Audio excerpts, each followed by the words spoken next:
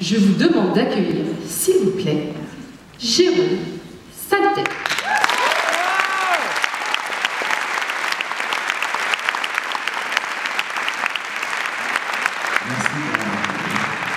Merci Carla, merci aux organisateurs de m'avoir fait passer après les deux jeunes gens de tout à l'heure. Je suis assez preneur du truc de Thomas.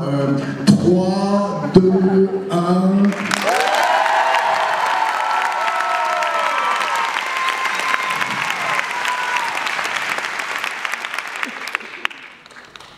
Toutes les grandes personnes ont un jour été des enfants, mais bien peu s'en souviennent.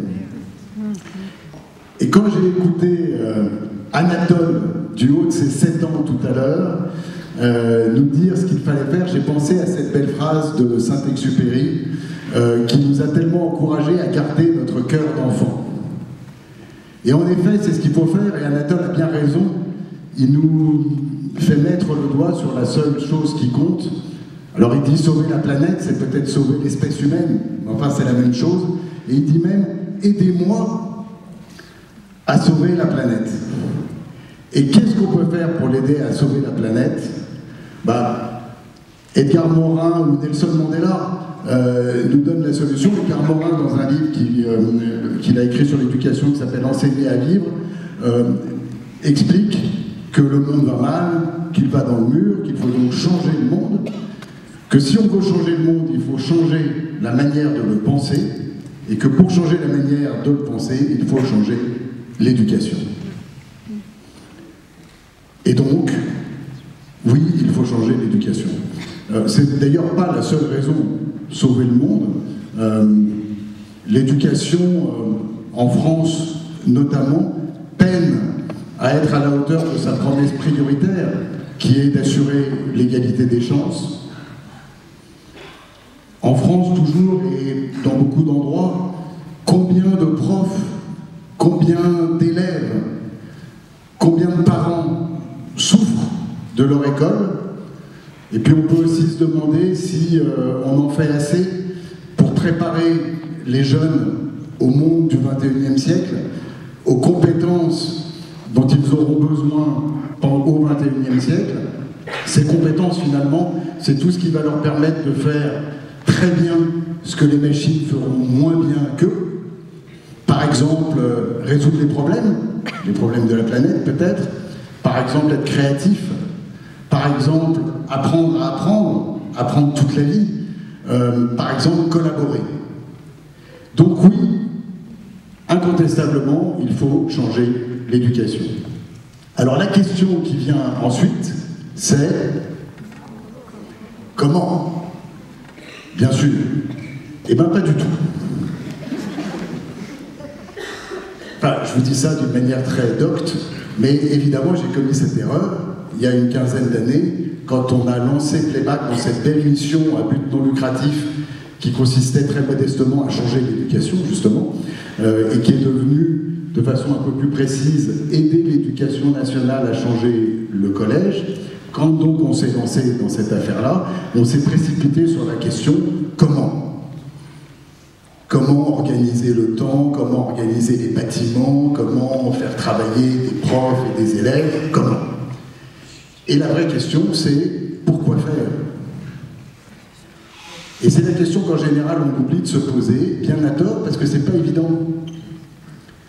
Qu'est-ce qu'on veut que notre éducation fasse? Est-ce qu'on veut 100% d'une classe d'âge qui réussit le bac? Est-ce qu'on veut former une élite extrêmement performante qui saura bien nous diriger? Est-ce qu'on veut des jeunes qui sont adaptés au marché du travail? Si oui, quel marché, quel travail? Est-ce qu'on veut, comme le suggère Edgar Morin, mais Jean-Jacques Rousseau avant lui, enseigner à vivre? Ou Montaigne? Chez Playback, on aime beaucoup cette phrase de Montaigne, plutôt des têtes bien faites que des têtes bien pleines. Est-ce qu'on veut, comme Ashoka, former des acteurs de changement? En fait, il n'y a pas de bonne réponse. Toutes ces réponses se valent, mais en tout cas, ce qu'on comprend bien, c'est qu'elles correspondent chacune à des projets qui sont différents. Donc on a passé pas mal de temps à se poser la mauvaise question, mais à partir du moment où on avait compris qu'il fallait réfléchir à une phrase d'objectif, surtout à partir du moment où il fallait que ce projet devienne concret, et c'est ce qui nous est arrivé quand l'Éducation nationale et le département des Yvelines nous ont demandé de réfléchir avec eux à un collège un petit peu révolutionnaire à Mantes-la-Jolie. On a constitué un comité de pilotage avec tous ces gens, l'Éducation nationale, l'Académie, le département, la ville de Mantes, des profs, des membres des équipes pédagogiques, et on s'est demandé ça va être quoi notre objectif. Alors on a posé une phrase, qu'on veut une autre, mais je vous la donne, c'est former des citoyens autonomes, responsables, entreprenants et heureux. À chaque fois que je dis heureux, ça fait rigoler une partie du monde, mais pourquoi pas, heureux. Et c'est alors qu'on peut commencer à rêver aux moyens. Et donc en fait les moyens, tous les moyens sont bons dès lors qu'ils permettent d'atteindre cet objectif et dès lors qu'ils sont cohérents entre eux. Donc là on a réuni, et on est toujours en train de réunir, parce que le collège ouvrira en septembre 2021, on a réuni des profs et on réfléchit avec eux aux moyens à mettre en place dans un projet pédagogique qui permette d'atteindre cet objectif. Alors on rêve par exemple d'un collège qui serait le collège de l'essentiel, c'est-à-dire un collège où les savoirs disciplinaires seraient au service de l'acquisition des compétences du socle commun, où savoir-faire, savoir vivre ensemble, savoir apprendre serait d'égale importance. On rêve d'un collège qui serait celui de la différenciation,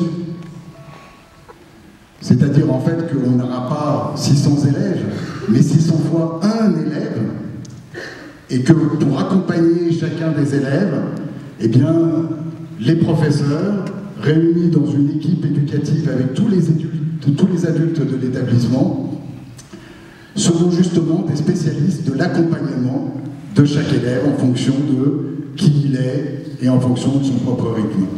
Pour faire ça, on découvre par exemple que l'organisation en classe, 6e, 5e, 4e, 3e, n'est pas adaptée, c'est pas grave, on la change.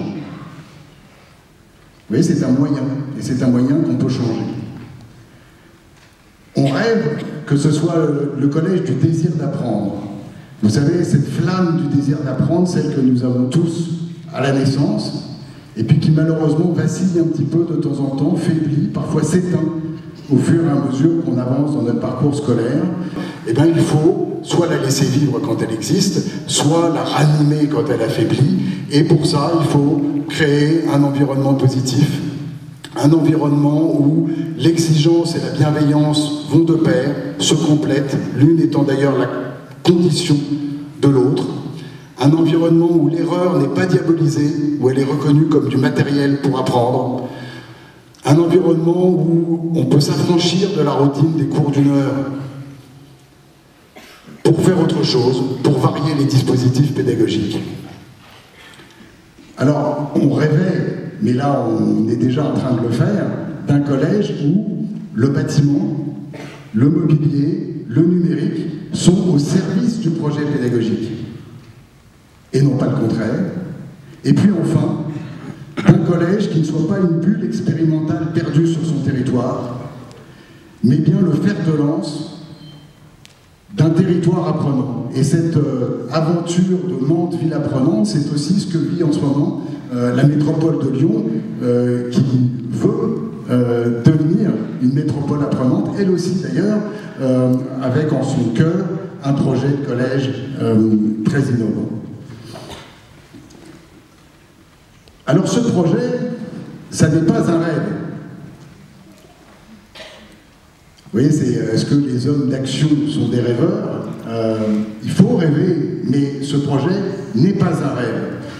D'abord, ce n'est pas un rêve parce qu'il est concret, je vous ai dit, il ouvre en septembre 2021, quelque part dans le Val-Fouré, à Mantes-la-Jolie.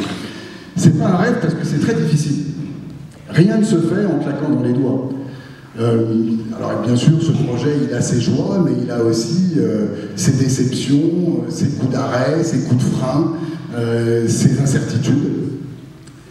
Et puis, c'est pas un rêve parce que on se rend compte que il est accompagné un petit peu partout en France de beaucoup d'autres projets très différents et qui ont la même force et la même puissance.